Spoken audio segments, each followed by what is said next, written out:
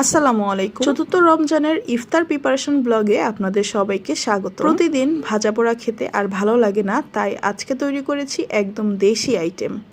আজকে রান্না করব কড়াই চিকেন, একদম দেশি স্টাইলে। আমি এখানে প্রায় 2 কেজি পরিমাণে চিকেন নিয়েছি। চিকেনগুলো ছোট ছোট পিস করে ধুয়ে পানি ঝরিয়ে নিয়েছি। এখন চিকেনগুলোকে ম্যারিনেট করব। ম্যারিনেট করার জন্য আমি প্রথমেই দিয়ে দিচ্ছি 1 টেবিল চামচ হলুদ গুঁড়ো, 2 টেবিল চামচ মরিচ গুঁড়ো, স্বাদ মতো লবণ, 1 টেবিল চামচ সয়া সস, 2 টেবিল চামচ আদা রসুন বাটা, 1 টেবিল চামচ গরম মশলা গুঁড়ো দিয়ে খুব ভালো মতো চিকেনটাকে মিক্স করে নিব। ম্যারিনেট করা চিকেনটা এখন রেস্টে রেখে দিব। দিকে আমি একটা কড়াইয়ে বেশ ভালো পরিমাণে তেল দিয়ে দিব। তেল গরম হয়ে এলে এর মধ্যে দিয়ে দিব গরম মশলা। এরপরে দিয়ে দিব 1 কাপ পেঁয়াজ কুচি। পেঁয়াজটাকে একদম বেরেস্তার মতো ভেজে নিব। এরপরে দিয়ে দিব সামান্য পানি। তারপরে দিয়ে দিব কেটে রাখা 3টি টমেটো। এরপরে দিয়ে দিব 2 টেবিল চামচ আদা রসুন বাটা, 1 টেবিল চামচ হলুদ গুঁড়ো, 1 টেবিল চামচ মরিচ গুঁড়ো। চিকেনে আগে থেকে লবণ দেওয়া হয়েছে, তাই মশলার জন্য এখানে আমি 1/2 টেবিল চামচ লবণ দিয়েছি। ধনিয়া গুঁড়ো দিয়ে দিব 2 টেবিল চামচ। এখন মশলাটাকে খুব ভালো মতো কষিয়ে নিব। দেখুন মশলা থেকে তেল বের হয়ে এসেছে আর টমেটোগুলো ভালো মতো সেদ্ধ হয়ে গেছে। এখন এর মধ্যে দিয়ে দিব ম্যারিনেট করা চিকেনগুলো। ম্যারিনেট করা চিকেনগুলো দিয়ে খুব সুন্দরভাবে নেড়ে চেড়ে কষিয়ে নিব। বেশ কিছুক্ষণ রান্না করার পর দেখুন চিকেন থেকে অনেক পানি বের হয়েছে। এই পানির মধ্যে আমি চিকেনটা রান্না করে ফেলবো, কোনো প্রকার এক্সট্রা পানি দিব না। প্রায় 15 মিনিট পর দেখুন ঝোলটা একদম ঘন হয়ে গেছে আর আমাদের কড়াই চিকেন একদম রেডি। সবশেষে দিয়ে দিব 1 টেবিল চামচ ভাজা জিরার গুঁড়া।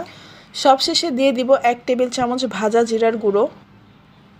ভাজা জিরার গুঁড়ো দিয়ে খুব সুন্দরভাবে নেড়ে চেড়ে নামিয়ে নিব। এই তো তৈরি হয়ে গেছে মজাদার কড়াই চিকেন। এই কড়াই চিকেনটা রুটি, পরোটা, খিচুড়ি, পোলাও, সাদা ভাতের সাথে খেতে খুবই ভালো লাগে। এরপরে আমি রান্না করেছি ভুনা খিচুড়ি। ভুনা খিচুড়ি রান্না করার জন্য আমি কড়াইয়ে প্রথমে দিয়ে দিয়েছি তেল। তেল গরম হয়ে এলে এর মধ্যে দিয়ে দিব পেঁয়াজ কুচি। তারপরে দিয়ে দিব গরম মশলা। পেঁয়াজটা লাল লাল করে ভেজে নেব। এরপরে দিয়ে দিব সামান্য পানি। এরপরে দিয়ে দিব আদা রসুন বাটা 2 টেবিল চামচ, স্বাদ মতো লবণ, 1 টেবিল চামচ মরিচ গুঁড়ো, 1 টেবিল চামচ হলুদ গুঁড়ো। মশলাটা খুব ভালো মতো কষানো হয়ে গেলে এর মধ্যে দিয়ে দিব চাল ডালের মিশ্রণ। আমি এখানে 2 কাপ চাল দিয়েছি ও 2 কাপ খেসারি, মসুরি ও মুগ ডাল মিলিয়ে দিয়েছি। এবার এর মধ্যে দিয়ে দিব 1 টেবিল চামচ গরম মশলা গুঁড়ো। এখন চাল ডালের মিশ্রণটা খুব ভালো মতো মশলার সাথে কষিয়ে নিব।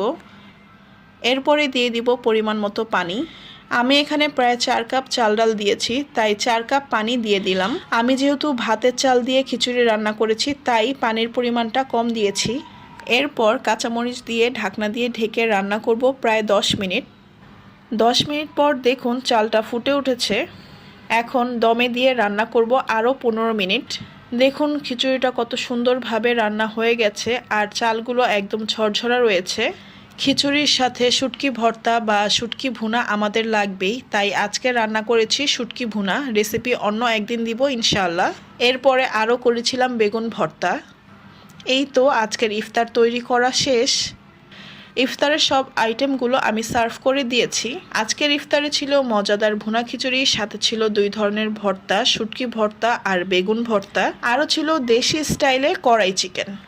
আলহামদুলিল্লাহ চতুর্থ রোজা খুব সুন্দরভাবে কেটে গিয়েছে। সবাই ভালো থাকবেন, সুস্থ থাকবেন। আল্লাহ হাফিজ।